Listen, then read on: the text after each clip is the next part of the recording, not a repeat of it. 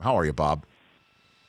I'm good, Rich. How you doing? I'm better for talking to you. You know, as soon as I heard about the passing of Kieth Jackson, I thought of Saturday nights. I thought about how he made Michigan football bigger. And then I'll be honest, I thought of you. I thought, who can I get on this show who could talk about Kieth Jackson? I said, let's get Bob Griese. So I appreciate you calling in. I give you the floor. Who was Kieth Jackson to people who might not know? Well, I think what you saw on the air on Saturday afternoons is what Kieth Jackson really was off the air the rest of the week. He was a very humble man, very modest man. He grew up in the country in the state of Georgia. People say, "Whoa, Nelly, so where did Nelly come from?" And I asked Kieth that myself. About 4 or 5 years into this, I said, "Kieth, where's Nelly? How'd you get Whoa, Nelly?" And he said, "Nelly was my horse, Griese."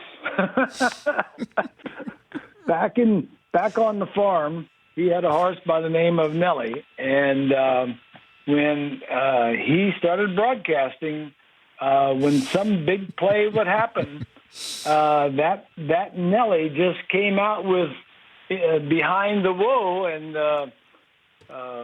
that's how it got out there. But he was an ex-Marine. A lot of people don't know that. He went out of high school into the Marines. He said he lied about his age to get in. After he got out of the Marines, he went to Washington State University, the Edward R. Murrow School of Broadcasting. When he went after there, he went to Seattle and went into the sports reporting business in Seattle, and then got on with ABC, and as they say, the rest is history.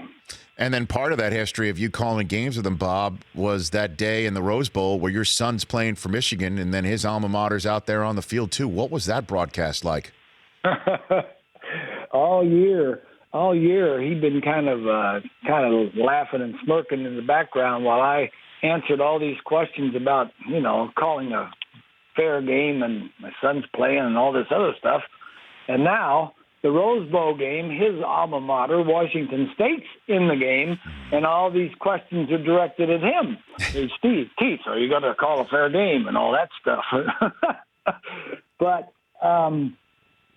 the most memorable moment in my broadcasting career, most memorable moment in my playing career, everybody asks you these questions, was winning the Super Bowl after the 17-0 season and going undefeated. And the most memorable moment in my broadcasting career was that Rose Bowl game. Michigan, undefeated, they're ranked number 1 in the country, and playing Washington State, who had a great quarterback by the name of Ryan Leaf. Peyton Manning was at Tennessee that year. Ryan Leaf was the number 2 quarterback, and Brian was somewhere down the line. Brian's a quarterback at Michigan. If Michigan wins, they're the national champion. And so Brian has a pretty good game. We got about 15 seconds left in the Rose Bowl game. Michigan's going to win. And the assistant there sticks her arm and hands a 5x7 file card between my shoulder and Kieth's shoulder, and he takes it. And I said, well, it must be a promo or lead to a commercial or something.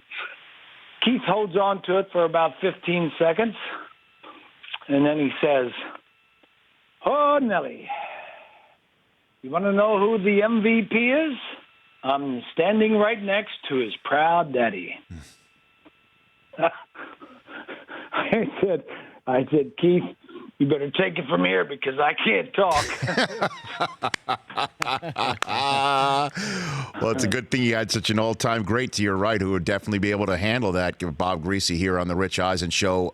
Was the first time you met Kieth when you were a player and he was doing Monday Night Football, perhaps? I'm just wondering the first time you ever crossed paths with Kieth Jackson. Oh, that's a good question. I don't think he didn't do that Monday night gig, but for 1 year. Yep. That just got it off the ground. No, I think the first time I met him was when I was going to work with him I was, when I retired, I did 5 years with NBC and doing NFL games. And after that gig was up, ABC came and said, we want you to come over to ABC and do college football. I said, college football? I haven't done college football in 20 years. I played 15 years with the Dolphins and then 5 more with NBC doing NFL. And I haven't done that for 20 years. Why do you want me to do that? Well, they said, well, we want you to think you'd be a good fit with our number one guy, Kieth Jackson. Want you to come over and do the Rose Bowl game. And back then there wasn't any championship games, but if the number one, number two we would have done it. So I said, well, that sounds pretty good. And so I did. I went over, and the first time Kieth and I sat down to do an opening was at the University of Washington. And Kieth, I never forget this. He says, all right, lad, we're sitting there right in front of the camera just before the opening. How you want to do this? I said, whoa, Nelly here. I said, you're the expert at this. I'm the rookie. I just came out of playing and doing NBC and pro ball. I don't know anything about college ball. You lead the way, and I'll follow. And he said, all right, that sounds like a good idea. We'll do it.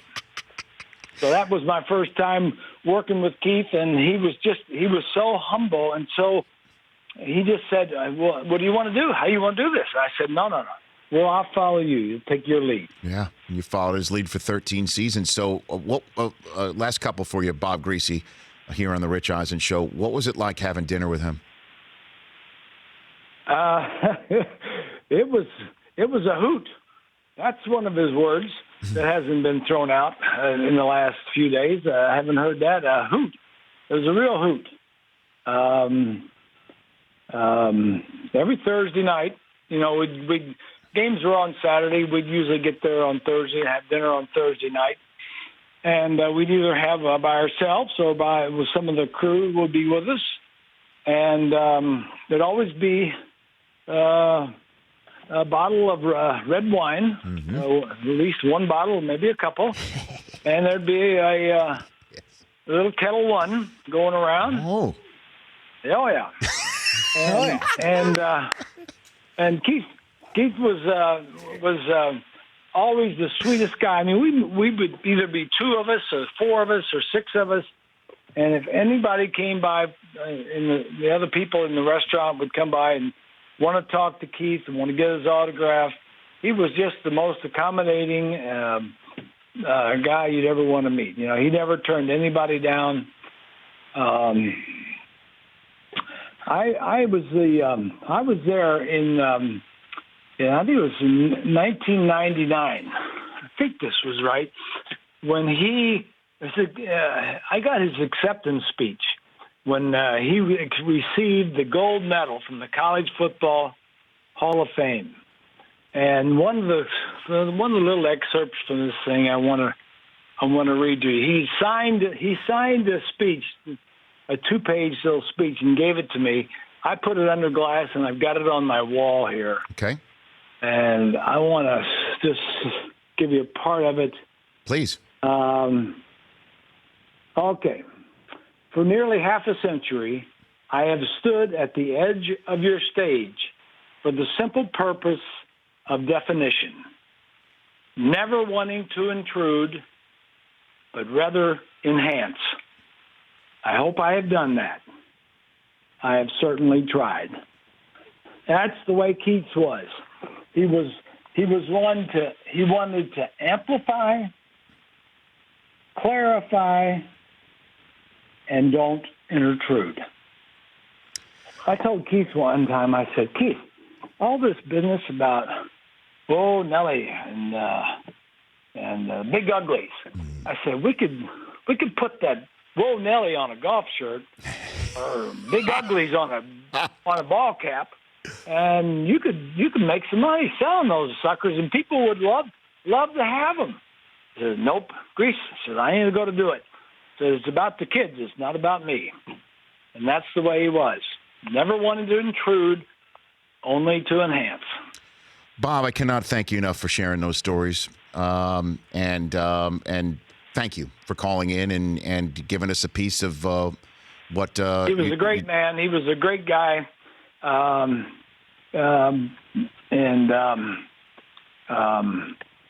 was a loving husband to his wife, Turianne, and he was a great friend, and we'll miss him. Bob, thanks again. We'll chat down the line. Appreciate it. Okay. You bet. Bye-bye. That's Bob Griese. The Rich Eisen Show, weekdays at noon Eastern on Audience.